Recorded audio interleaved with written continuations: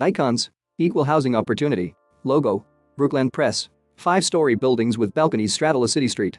An elevated train runs over a street.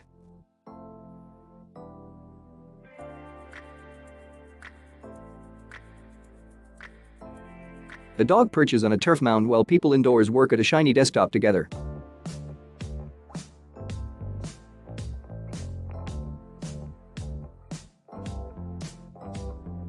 A man selects a beverage from a cooler. He enters a code onto a computer screen.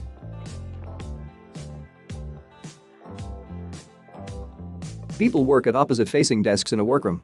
A woman runs on a treadmill in front of a wall of windows looking over a highway. She lifts weights, then selects a bike from a rack. A sign on a wall reads "The Bike Shop Brookland."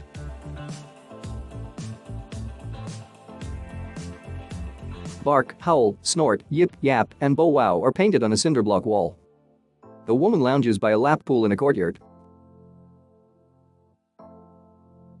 Party lights hang over a bank of mailboxes. Foosball tables line up in a game room.